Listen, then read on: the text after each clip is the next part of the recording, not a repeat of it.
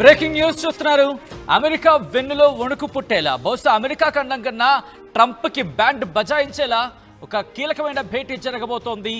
భారత్ అలాగే రష్యా మధ్య కీలక పరిణామం అడుగు పెట్టబోతున్నాడు ట్రంప్ కి. బహుశా ట్రంప్ కి వెన్నులో వణుకు పుట్టించే ఏకైక వ్యక్తి గ్లోబల్ లెవెల్లో. ఆఫ్ కోర్స్ ఇప్పటికే భారత్ ఆ పనిలో ఉంది, కానీ పేరు తలిస్తే చాలు కళ్ళ నిద్ర కూడా పట్టదు ట్రంప్కి. వాడి పుతిన్. భారత్ అమెరికాల మధ్య టారిఫ్ యుద్ధంలో కీలక పరిణామానికి సంబంధించిన big breaking news and big development news మీరు చూస్తున్నారు. ట్రంప్ని మరింత రెచ్చగొట్టడానికి పుతిన్ సిద్ధం కాబోతున్నాడా? ప్రస్తుతం ఈ అంశానికి సంబంధించి చర్చ జరుగుతుంటోంది. మరింత చౌకగా భారత్కు రష్యా చెమరివ్వబోతోంది. ట్రంప్ టారిఫ్లు బెదిరింపులతో తిక్కరేకి పుతిన్ నిర్ణయం తీసుకున్నాడా? ప్రస్తుతం ఈ అంశానికి సంబంధించి చర్చ జరుగుతుంటోంది. త్వరలో భారత్కు రష్యా అధ్యక్షుడు పుతిన్ అడుగు పెట్టబోతున్నాడు. ఇన్ఫ్యాక్ట్ చాలా ఇంట్రెస్టింగ్ డెవలప్మెంట్ ఈ రెండు కూడా.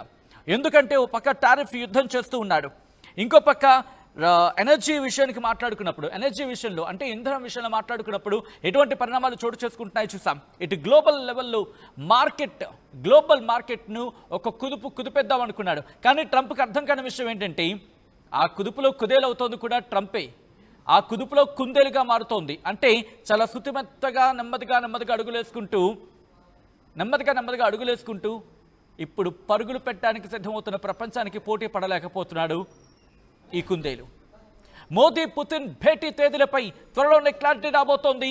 Interesting development. ఎందుకంటే ఒకసారి నేను మీకు ఆ స్క్రీన్లను చెప్పే ప్రయత్నం చేస్తున్నాను. మరి ముఖ్యంగా నిన్న మీరు చూస్తుంటే రష్యాకి క్యూ కట్టింది అమెరికా. రష్యాకి వెళ్ళింది. ఇటు రష్యాకు సంబంధించిన కీలక వ్యక్తులని అక్కడికి పంపించడం జరిగింది ట్రంప్. ఒకడే చెప్తున్నాడు, ఇక్కడ పరిణామ క్రమాలు మారే అవకాశం ఉంది, అందుకే ముందుగానే వెళ్ళి యుక్రెయిన్ అంశంలో రష్యాను కామ్ డౌన్ చేసి పుతిన్ను ఒప్పించడండి, ఆ తర్వాత నేను వెళ్తానంటూ కూడా. సో ఈ క్రమంలోని రష్యాకి రాయబారిగా శాంతిదూతగా పుతిన్ దగ్గరికి పంపించడం జరిగింది ట్రంప్. ఎవరిని? అక్కడ అమెరికన్ అధికారిని స్టీవ్ విట్కాఫ్ని వెళ్ళాడు, శాంతి చర్చలు జరిపే ప్రయత్నం చేశాడు. ఇప్పుడు అక్కడి నుంచి ఒక్కొక్కటి చెప్తాను మీకు, వెంటనే ఆ డాట్స్ కనెక్ట్ అయ్యే అవకాశం ఉంటుంది. ఎందుకు ట్రంప్ ఇప్పుడు వస్తున్నాడు, ఎటువంటి ప్రభావం చూపించే అవకాశం ఉంది, ఏం జరుగుతోంది, గ్లోబల్ లెవెల్లో ఈ గేమ్ ఏ స్థాయిలో ఉంది అనేది. బహుశా గ్లోబల్ లెవెల్ అంటే జియో పాలిటిక్స్లో గేమ్ని అర్థం చేసుకోవడం కాస్త కష్టం కావచ్చు, బట్ ప్రోస్ అండ్ కాన్స్ అంటూ ఉంటాయి కదా సాధ్యాసాధ్యాల గురించి, అప్పుడు క్లారిటీ వస్తుంది. సో ఈ నేపథ్యంలోని మనం మాట్లాడుకున్నాక కొద్దిసేపటి క్రితం రష్యాకు ఎప్పుడైతే శాంతిదూతగా అమెరికాకు సంబంధించిన అధికారి స్టీవ్ విట్కాఫ్ వెళ్ళాడు, ఆ తర్వాత కొద్ది గంటల వ్యవధిలోని మన భారత James Bond national security adviser Ajit Doval అక్కడికి వెళ్ళడం జరిగింది. వెళ్ళారు, చర్చలు జరిపారు. చర్చలు జరుగుతున్న క్రమంలోనే ఆయన ఒక స్టేట్మెంట్ ఇలా ఇచ్చారు. అంతే, వెంటనే టక్క టక్క టక్క టక్క టక్క టక్క టక్క నోటిఫికేషన్ స్టార్ట్ అయ్యాయి సెల్ ఫోన్స్లో. ఏమని? భారత్కు రాబోతున్నాడు పుతిన్, భారత్కు అడుగు పెట్టబోతున్నాడు అంటూ కూడా. ఎందుకు ఈ పరిణామం చోటు చేసుకుంది, ఎందుకు భారత్ ఈ స్టేట్మెంట్ ఇవ్వాల్సి వచ్చింది? ఎందుకంటే గతంలో మేలోనే ఈ డిస్కషన్ జరిగింది. అంటే మే, జూన్, జూలై, ఆగస్ట్ ఇంతవరకు లేని డెవలప్మెంట్ ఇప్పటికే ఎందుకు? ఇది భారత్ వ్యూహం, ఇది భారత్ దెబ్బ అంటే. ఎందుకంటే మనకి ముందు నుంచి ఇండికేషన్స్ ఉన్నాయి అమెరికా తీసుకున్న నిర్ణయం విషయంలో. అందుకే మనం ఆ ఫ్యూయల్ అరేంజ్మెంట్ చేసుకున్నాం. అందుకే ట్రంప్ ఎటువంటి వ్యూహంతో వెళ్తాడో దానికి ధీటుగా జవాబు ఇవ్వాలి. జియో పాలిటిక్స్లో దెబ్బకు దెబ్బ కొట్టగలగాలి. అక్కడ రాజు పావులు కదుపుతూ ఉంటే ఇక్కడ మంత్రితో దూసుకువెళ్తూ ఉండాలి. అక్కడ గుర్రం అడుగులు వేస్తూ ఉంటే ఇక్కడ ఏనుగులు పంపిస్తూ ఉండాలి. అక్కడ భటులు అడుగు వేస్తూ ఉంటే ఇక్కడ కింగ్ ఒక అడుగు అటు ఇటు వేసి చదరంగంలో పావులు కదుపుతూ ఉండాలి. సో జియో పాలిటిక్స్ కూడా అలాగే ఉంటూ ఉంటాయి. అందుకే భారత్ పూర్తిగా ఆచితూచి వ్యవహరించిన సందర్భం. సో ఈ క్రమంలోని ఇప్పుడు డాట్స్ కనెక్ట్ చేసే ప్రయత్నం చేద్దాం. చూడండి, నేను చెప్పినట్టుగా మేలో డిస్కషన్ జరిగింది, కానీ ఇప్పుడు ఎందుకంటే ఈ పరిణామం జరిగితే కనుక ఒకవేళ ఈ మధ్యలో వచ్చేసాడు అనుకోండి, అతడి గట్టిగా సమాధానం చెప్పడానికి ఏముంటుంది ప్రపంచ వేదిక మీద. సో అందుకే భారత్ ఆచితూచి వ్యవహరించింది. నిన్న national security adviser Ajit Doval అక్కడ రష్యాకు వెళ్ళడం, ఆయనతో మాట్లాడిన తర్వాత తేదీకి సంబంధించి కూడా మీరు రిమెంబర్, ఇంకా ఇక్కడ కూడా ట్విస్ట్ పూర్తిగా అయిపోలేదు, ఆ తేదీని ప్రకటించలేదు. బట్ పర్యటన ఖరారైంది. ఎందుకు పర్యటన ఖరారైంది ఇక్కడ కూడా నేను పాయింట్ చెప్తాను చూడండి. ఎందుకంటే ఇటు పుతిన్తో భేటీ అయ్యేందుకు ట్రంప్ ఇంట్రెస్ట్ చూపిస్తున్నాడు. ఈ సోకాల్ ట్రంప్ ఇంట్రెస్ట్ చూపిస్తున్నాడు. ఎందుకు ఇంట్రెస్ట్ చూపిస్తున్నాడు? ఇప్పుడు ఆ క్రెడిట్ వచ్చేయాలి. యుక్రెయిన్తో యుద్ధం ఆపే, ఎందుకంటే ఇంతవరకు భారత్, పాకిస్తాన్, ఆ తర్వాత ఇరాన్, ఇజ్రాయెల్ ఇవన్నీ చెప్తున్నాడు కదా, సరిపోవట్లేదు క్రెడిట్. ఎందుకంటే అమెరికాలో తనకంటూ వ్యతిరేకత స్టార్ట్ అయిన క్రమంలో ఈ నేపథ్యంలో సీక్వెన్స్ మార్చేయాలి, ఈక్వేషన్స్ మార్చేయాలి. అందుకే రష్యా యుక్రెయిన్ యుద్ధం ఆపేనని చెప్పి క్రెడిట్ కోసం ట్రై చేస్తున్న క్రమంలో ఇప్పటికే చాలాసార్లు అమెరికాకి రమ్మని పుతిన్కి చెప్పుకొచ్చాడు, కానీ వెళ్ళలేదు. ఇప్పుడు మరి ముఖ్యంగా సౌదీ అరేబియా డిస్కషన్ జరగచ్చు, అది వేరే చర్చ. బట్ ఈ డిస్కషన్ కోసం ఈ డిస్కషన్కి సంబంధించి ట్రంప్ అలాగే ట్రంప్ అండ్ పుతిన్ వీళ్ళ భేటీకి ముందే national security adviser Ajit Doval నిర్ణయం ఏమని, ఇటు పుతిన్ భారత్లోకి అడుగు పెట్టబోతున్నాడు, భారత్కి రాబోతున్నాడు అంటూ చెప్పిన పరిస్థితి. సో ఇప్పుడు దీనికన్నా ముందు ఇంకొక కీలకమైన డెవలప్మెంట్ ఏంటది, ఒక్కసారి డాట్స్ కనెక్ట్ చేసే ప్రయత్నం చేస్తే నిన్న భారత ప్రధాని నరేంద్ర మోదీ చైనా వెళ్తా అంటున్నారు. సో ఎంత కీలకమైన డెవలప్మెంట్. ఇక్కడ ఒకే దెబ్బకి రెండు పిట్టలు. ఎట్లా? ఒకటి, జియో పాలిటిక్స్లో మనం ఏం చెప్తున్నాం, రష్యాకి ఆపదలో ఉన్న అట్ ద సేమ్ టైం ఒక మిత్రుడు అనే పదం ఉంటుంది కదా, అంటే ఏ సందర్భంలో ఉన్నా ఆదుకునేవాడుగా. సో స్ట్రాంగ్ allies అంటూ ఉంటాం, అంటే ఆ స్ట్రాంగ్ బాండింగ్కి సంబంధించి అది జియో పాలిటిక్స్లో చూపిస్తాం. చైనా కూడా ఇప్పుడు ఆలోచిస్తుంది, ఎందుకంటే ఇంత టారిఫ్లు విధిస్తున్నా రష్యాను భారత్ వదలేదు కాబట్టి మనం ఆలోచించాలి. పాకిస్తాన్ టారిఫ్ విషయంలో చైనా కూడా ఆలోచిస్తుంది. సో ఇలా ఆ టైమింగ్ చూడండి, పర్ఫెక్ట్ టైమింగ్ ఇది. భారత్ ఎవరైతే భారత్ని దెబ్బ కొట్టాలనుకుంటున్నారో కరెక్ట్గా అన్నిటికీ ఎయిమ్ చేసి ఉంచింది. రిమెంబర్, బాణం ఇలా సిద్ధంగా ఉంది. వింటినారిని పట్టి బాణాన్ని ఇలా స్ట్రెచ్ చేసి వదిలేసింది, స్ట్రెచ్ చేసి రెడీగా ఉంది. ఇప్పుడు ఎవరైనా కరెక్ట్గా ఇటు భారత్ వైపు చూస్తే వదులుతుంది అంతే, ఆ వింటినారిని వదులుతుంది. బాణం వెళ్ళి ఎవరికి తగల వాళ్ళకి సాధారణంగా అంటూ ఉంటాం, ఒక బాణం కాదు 3 బాణాలు ఒక్కసారి వదిలితే ఎలా ఉంటుందో అటువంటి ఈక్వేషన్. ఎట్లా? ఇప్పుడు పుతిన్ వస్తాడు, పుతిన్ ఆ డేట్ ఇంకా ఫిక్స్ కాలేదు, అంటే ట్రంప్ పుతిన్ భేటీకి సంబంధించి ట్రంప్కి పుతిన్కి భేటీ అయిందనుకుందాం. అక్కడ అవుట్కమ్ దాదాపుగా అందరికీ తెలిసిందే. సో అక్కడ తర్వాత ఇప్పుడు ఎనర్జీ లెవెల్, అంటే మొత్తం మన ఎనర్జీ లెవెల్లో ఆ సిచ్యువేషన్ చూపించే ప్రయత్నం జరుగుతుంది. అక్కడి నుంచి నెక్స్ట్ చైనాకు పర్యటన ఉంది కదా, ఆ క్యాలిక్యులేషన్స్ ఇలా ప్రతిదీ క్యాలిక్యులేట్ అవుతుంది. సో పుతిన్ రాకను కూడా ఇటు జియో పాలిటిక్స్లో మనం క్లారిటీ మూవ్ అంటూ ఉంటాం, దాన్ని చూపించే ప్రయత్నం జరుగుతోంది. ఇలా ఒకటి కాదు రెండు కాదు, వ్యూహాత్మకంగా అడుగులు వేస్తున్న సందర్భం అనేది చెప్పుకోవాలి. ఇంకొక ఇంట్రెస్టింగ్ పాయింట్ ఏంటంటే, ఈ భేటీకి సంబంధించి ఏ అంశాలు ప్రభావితం చేస్తున్నాయి అనేది ఒకసారి మాట్లాడుకునే ప్రయత్నం చేద్దాం. ఎందుకు ఇటు పుతిన్ రాకి ఇప్పుడు మన కీలకం? ఒకటి కాదు రెండు కాదు, ఏకంగా 7 కారణాలు 8 కారణాలు కళ్ళ ముందు ఉంటున్నాయి. అవన్నీ ఏంటి ఒక్కొక్కటి మాట్లాడుకునే ప్రయత్నం చేస్తే, ముందుగా డిఫెన్స్కి సంబంధించి డిఫెన్స్ విషయంలో ఇప్పటికే మనం చాలా మరి ముఖ్యంగా సబ్మెరైన్స్ కావచ్చు, లేకపోతే ఎయిర్ క్రాఫ్ట్స్ కావచ్చు, వీటి గురించి మాట్లాడుకుంటున్నాం. F-35 అని చెప్పి గింజుకుంటోంది కదా, కొనట్లేదు అమెరికా. సో దానికి సంబంధించి కౌంటర్గా మన స్వదేశీ టెక్నాలజీతో ఎలా, ఎందుకంటే ఇక్కడ టెక్నాలజీ షేరింగ్ ఉంటుంది, నీ టెక్నాలజీ షేరింగ్ అక్కడ అమెరికాతో ఉండదు కాబట్టి ఇంకా డిఫెన్స్ కోఆపరేషన్ ఇంకా మెరుగయ్యే అవకాశం ఉంటుంది. డిఫెన్స్ విషయంలో మరిన్ని కీలకమైన డెవలప్మెంట్ చోటు చేసుకునే అవకాశం ఉంది. First point. రెండోది ఎనర్జీ అండ్ న్యూక్లియర్. రిమెంబర్, న్యూక్లియర్కి సంబంధించి తమిళనాడులో ఒక అంశం ప్రతిపాదనలో ఉంది, అది ఒక క్లారిటీ వచ్చే అవకాశం ఉంటుంది. సో న్యూక్లియర్ ఎనర్జీని కూడా మనం డెవలప్ చేసుకుంటున్నాం. ఇలా పుతిన్తో భేటీలో ఇన్ఫ్యాక్ట్ పుతిన్ అడుగు పెడితే చాలా అంశాలు మారే అవకాశం ఉంటుంది, ఆ వాటి గురించి మాట్లాడుకుంటున్నాం. ఇక ఎనర్జీ అంటే ఇంధనం విషయంలో న్యాచురల్ గ్యాస్ కావచ్చు, ఫ్యూయలింగ్ విషయంలో ఇప్పటికీ చాలా తక్కువకు మనకిస్తోంది, తక్కువకి ఇస్తోంది. ఆ తక్కువలో ఇంకా తక్కువ అంటే ఇప్పుడు ఒక సపోజ్ ఒక 5 రూపాయలు తగ్గింది అనుకుందాం, 1 లీటర్ మీద 5 రూపాయలు తగ్గింది అనుకుందాం ఆన్ అండ్ యావరేజ్గా ఎగ్జాంపుల్గా. సో ఎందుకు ఇది జరుగుతుందంటే ఆ మెయింటెనెన్స్ జరుగుతూ ఉంటుంది. ఆగస్టు సెప్టెంబర్ ఒక పీరియడ్ ఉంటుంది ఈ టైంలో, అక్కడ మెయింటెనెన్స్ జరుగుతుంది ఈ ముడి చమురుల్ని శుద్ధి చేసే కర్మాగారాలకు సంబంధించి. కాబట్టి అది అడ్వాంటేజ్ అవుతుంది రష్యాకి. At the same time tariff విషయంలో భారత్ అండగా నిలిచింది కాబట్టి ఇంకొక కన్సెషన్, అప్పటికే భారీ కన్సెషన్స్ ఉన్నాయి. సో ఇవన్నీ కూడా భారత్కి కలిసి వస్తున్నాయి. ఇక్కడి నుంచి వెళ్ళినప్పుడు స్పేస్ అండ్ సైన్స్ విషయంలో మనం సహకరించబోతున్నాం. సైన్స్ విషయంలో టెక్నాలజీ షేరింగ్ ఉండబోతోంది. ఇంకా అక్కడి నుంచి కరెన్సీ గురించి మాట్లాడుకుంటే ఇప్పటికీ ట్రంప్ బెదిరిపోయిన పరిస్థితి అనే చెప్పుకోవాలి. చెప్పుకోవచ్చు. ఎందుకు నేను ఈ మాట అంటున్నానంటే, ఏదైతే ట్రంప్ అనుకుంటున్నాడో బ్రిక్స్కి సంబంధించి ఆల్టర్నేటివ్ కరెన్సీ బహుశా అంతవరకు వెళ్ళకపోవచ్చేమో, కానీ రెండు స్ట్రాంగ్ కంట్రీస్, రెండు దేశాల మధ్య ఒక యుద్ధం జరిగింది అనుకుందాం. ఆ యుద్ధం జరిగినప్పుడు ఇప్పుడు మూడో దేశం, చాలా గట్టి దేశం అడుగు పెడితే ఏమవుతుంది, ఆ రూపీ ట్రాన్సాక్షన్స్ జరిగాయి అనుకుందాం. అంటే వాళ్ళ రూబెల్ మన రూపీ వీటిలో ట్రాన్సాక్షన్స్ జరిగింది అనుకుందాం, అప్పుడేమవుతుంది? సో అలా మాట. దాంతోపాటు ఇన్ఫ్రాస్ట్రక్చర్ ఇన్వెస్ట్మెంట్స్ పెరుగుతాయి. సో ఇవన్నీ కూడా కీలకమైన డెవలప్మెంట్ చోటు చేసుకునే అవకాశం ఉంది. ఒకటి కాదు, రెండు కాదు. మరీ ముఖ్యంగా భేటీ తర్వాత పరిణామాలు మారే అవకాశం ఉంది.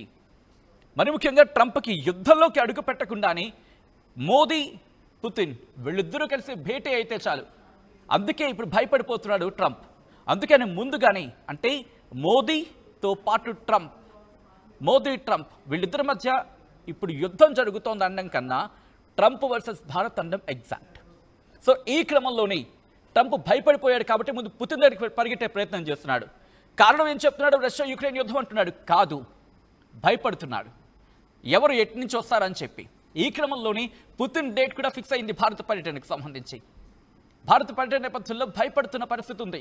ఎందుకంటే డిఫెన్స్ కోఆపరేషన్ పెరగచ్చు, ఇన్వెస్ట్మెంట్స్ పెరగచ్చు, అఫ్కోర్స్ రిస్ట్రిక్షన్స్, శాంక్షన్స్ ఇవన్నీ పెరిగే అవకాశం ఉంటుంది. అమెరికా తన పని తాను చేసుకుపోతూ ఉంటుంది. కానీ భయపడం, నువ్వు భయపెట్టాలనుకున్న కొద్దీ ఇంకా బలపడతాం అంటూ ఒక ఇండికేషన్ ఇచ్చే అవకాశం ఉంది. దాని తర్వాత చైనాకి సంబంధించి కూడా ఆలోచిస్తుంది. ఎందుకంటే ఇంతవరకు చైనా రష్యా ఈ ఈక్వేషన్ గురించి మాట్లాడుకున్నప్పుడు ఆ ట్రయాంగిల్ అంటూ ఉంటాం కదా, చైనా రష్యా ఇండియా. అంటే రష్యాకి భారత్కి రిలేషన్ ఉంది, చైనాకి రష్యాకి రిలేషన్ ఉంది. కాబట్టి ఇప్పుడు చైనా నీకు ముఖ్యమా, భారత్ నీకు ముఖ్యమా అంటే కనుక ఆబ్వియస్గా కొంచెం ఇప్పుడు రష్యా మన వైపు ఎక్కువగా చూసే అవకాశం ఉంటుంది. రిమెంబర్ 1962 యుద్ధం గురించి మీకు గుర్తుందా? అప్పుడు మనకి ఎవరు సహకరించారు? ఈ సో కాల్డ్ ట్రంప్ కావచ్చు, వీళ్ళ దేశం గారు సపోర్ట్ ఇవ్వలేదు. రష్యా వచ్చి సపోర్ట్ ఇచ్చింది సోవియట్ యూనియన్గా ఉన్న సందర్భంలో, సోవియట్ యూనియన్గా. సో అప్పుడు మనకి సపోర్ట్ వచ్చింది కాబట్టి మనం ఆ రోజు చైనాని ఢీకొట్టగలిగాం. అప్పటి నుంచి మనకు ఆప్తమిత్రుడు. సో ఈ క్రమంలో ఇప్పుడు చైనా కూడా ఆలోచిస్తుంది. ఎందుకంటే రష్యాకి ఇప్పుడు ఇంకా స్ట్రాంగ్ allies గా మనం మారుదాం. మ్యారిటైమ్కి సంబంధించి అంటే నేవీకి సంబంధించి మరింత స్ట్రాంగ్ అవుతాం. సముద్ర మార్గంలో పట్టు బిగించినట్టు అవుతుంది మనకి.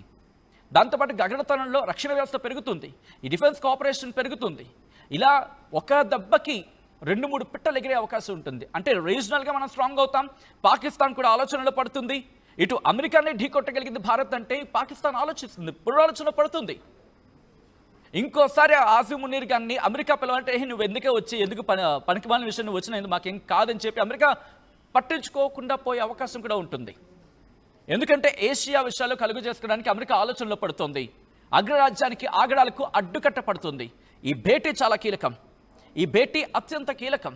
అగ్రరాజ్యం ఆగడాలకి, ట్రంప్ దుందుడుకు చర్యలకి కళ్ళం వేసినట్టు అవుతుంది. అనుకున్నాడు ఏంటంటే ఇంట్రెస్టింగ్ పాయింట్, అసలు ఎందుకు దించాలనుకున్నాడంటే మన వ్యవసాయం మీద, మన వ్యవసాయానికి సంబంధించి, మన పాడి పరిశ్రమకు సంబంధించి, దాంతోపాటు మనకు సంబంధించి కీలకమైన అంశాల గురించి మాట్లాడుకున్నప్పుడు మా మత్స్య సంపద గురించి వీటి మీద పడదాం అనుకున్నాడు. ఎప్పుడైతే భారత్ అనుకున్నాడో లొంగిపోతుంది అనుకున్నాడు, కానీ ఎప్పుడైతే లొంగలేదు రష్యా సెంట్రిక్గా అంటే రష్యాను బూచిగా చూపించి భారత్ మీద దెబ్బ కొడదాం అనుకున్నప్పుడు రష్యా భారత్ ఇంకా బలమయ్యాయి. ఇది ఇప్పుడు ట్రంప్కి నచ్చట్లేదు. సో ఈ క్రమంలోనే చైనా గురించి అయితే తప్పించుకున్నాడు ఈ ట్రంప్. ఒక్కసారి బయట చూడండి, అతనితో ఇన్ డీటెయిల్గా మాట్లాడుకుందాం. అండ్ చాలామంది అంటున్నారు కాస్త ఏమంటారు అర్థం కానట్టు ఉంది, జియో పాలిటిక్స్ అలాగే ఉంటాయి. ఒక్కసారి ఆ డాట్స్ని నేను అందుకే అంటూ ఉంటా, ఒక పాయింట్ చెప్పిన తర్వాత ఆ పాయింట్ని డాట్ అంటూ ఉంటా, ఆ డాట్ని ఇంకో డాట్తో కనెక్ట్ చేస్తూ ఉంటాం. 1-2 సార్లు ఒకసారి వినే ప్రయత్నం చేయండి, సో దట్ మీకే ఇంట్రెస్టింగ్గా మారుతుంది. మీరు కూడా కమెంట్ చేయండి, మీరు అనుకుంటున్న పాయింట్ని చెప్పండి, నేను కూడా దాన్ని మిక్స్ చేసి, లేకపోతే మీరు అనుకున్న పాయింట్ ఇంకా ఇంట్రెస్టింగ్ ఉంటే అదే నేను చెప్పే ప్రయత్నం చేస్తాను. ఒక్కసారి ట్రంప్ ఏమన్నాడో చూద్దాం. Let me go, please. Indian officials have said that there are other countries that are buying Russian oil. It's okay. Like China, for instance, It's buying okay. more. Yeah. Why are you singling India out for these additional sanctions? It's only been 8 hours, so let's see what happens over the next. More secondary sanctions You're going to see a lot more. So this is a taste of You're what's going to to see a come. lot more. You're going to see so much secondary sanctions. Yes, ma'am. Indian officials Let me said, go, please. Indian officials have said that there are other countries that are buying Russian oil. It's okay. Like China, for instance, It's buying okay. more. Yeah. Why are you singling India out for these additional It's sanctions? only been 8 hours, so let's see what happens over the next. More secondary sanctions You're going to see a lot more. So this is a taste of You're what's going to to see come. a lot more. You're going to see so much secondary sanctions. Yes, ma'am. So చూసారుగా interesting development. ఏమంటున్నాడు? China గురించి ప్రస్తావిస్తే ముందు నాకు తెలియదు అంటాడు, తర్వాత China గురించి ప్రస్తావిస్తే అంటే చైనా కావచ్చు లేకపోతే టర్కీ కావచ్చు వీటి గురించి ప్రస్తావిస్తే ఇప్పుడు భారత్ పేరు తీస్తాడు. భారత్ పేరు తీసేమంటాడు 8 గంటల కదా అయ్యింది, ఇంకా ముందు ఇంకా ఎక్కువ లాట్ మోర్ శాంక్షన్స్ ఉంటాయి అని చెప్తున్నాడు. ఆల్రెడీ 25% వేసాడు, 25కి ఇంకో 25 వేశాడు, మొత్తం 50% టారిఫ్స్ అయ్యాయి. ఇప్పుడు బ్రెజిల్ మనమే ఉన్నాం హైయెస్ట్లో, దాదాపు 60 దేశాల మీద ఈ సోకాల్ టారిఫ్స్ విధిస్తే దాంట్లో మా భారత్ బ్రెజిల్ ఉంది. దాంతోపాటు డౌన్లో చూసుకున్నప్పుడు పాకిస్తాన్ ఉంది, అరౌండ్ 19 ఎంతో ఉన్నట్టుంది. లీస్ట్లో 10%, అది యూకేకి 15% జపాన్, ఇవి ఉన్నాయి. ఏంటి ఈ తారతమ్యం? అంటే ఇవన్నీ కూడా అక్కడికి వెళ్ళి డీల్ కుదుర్చుకున్నాయి. ట్రంప్ ఏదో డీల్ ఇస్తాడు, ఆ డీల్కి వాళ్ళు ఒప్పుకోవాలి, అంటే ఏదో వ్యాపారానికి సంబంధించి ఉంటుంది అక్కడ. సో ఇలా ప్రతి ఒక్కరూ ఒక విధంగా చెప్పాలంటే ఇప్పుడు ట్రంప్ బాధితులే. సౌత్ కొరియా కూడా ఇటు ట్రంప్ ఇన్ఫాక్ట్ బారిన పడింది. ఒక్కొక్కరు ఒక్కొక్క చందంగా అక్కడికి వెళ్ళి డీల్ కుదుర్చుకోవాలి. మనకిచ్చిన డీల్ ఏంటో తెలుసా? నేను మిమ్మల్ని అడిగే ప్రయత్నం చేస్తాను, బికాస్ మీరు రియాక్ట్ కావాల్సిన సందర్భం. మన వ్యవసాయం కావాలట, మన పాడి పరిశ్రమ కావాలట, దాంతోపాటు మన మత్స్య సంపద కావాలట. ఎందుకని? ఇక్కడి నుంచి అక్కడ తీసుకువెళ్ళడానికి కాదు, దీన్ని పక్కన పెట్టి వాడి పాడి పరిశ్రమను, వాడి వ్యవసాయాన్ని, దాంతోపాటు వాడి మత్స్య సంపదను మన మీదకి రుద్దేందుకు ప్రయత్నం చేస్తాడట.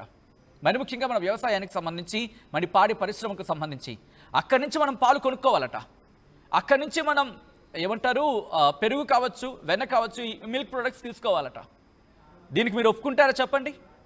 యాజ్ ఎ సిటిజన్గా, ఒక భారతీయుడిగా మిమ్మల్ని అడిగే ప్రయత్నం చేస్తున్నాను. అండ్ మీరేమంటారు? ఒక్కసారి మీరు రియాక్ట్ అయ్యే ప్రయత్నం చేయండి. మన వ్యవసాయానికి మనకు సంబంధించి ఇక్కడ చొచ్చుకొద్దాం అనుకుంటున్నాడు, వస్తే కనుక మన పాడి పరిశ్రమ ఏమైపోవాలి?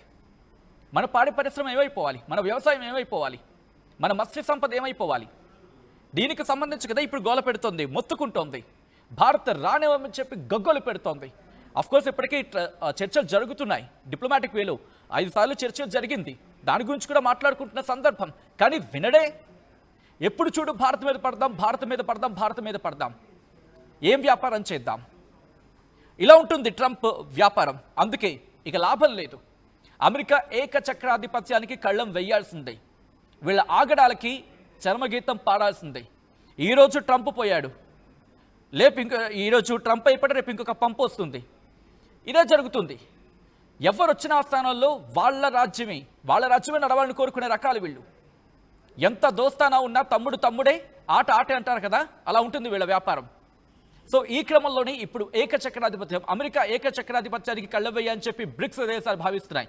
ఇప్పుడు భారత్ మీద ఎందుకు పడుతున్నాడో తెలుసా? ఇంకా మాట్లాడాలంటే G20లో మనం బలం పుంజుకుంటున్నాం, బ్రిక్స్లో మనం బలం పుంజుకుంటున్నాం, సార్క్ దేశాలుగా బలం పుంజుకుంటున్న పరిస్థితి ఉంది ఏషియాకి సంబంధించి, దాంతోపాటు షాంఘై కోఆపరేషన్ ఆర్గనైజేషన్కి సంబంధించి.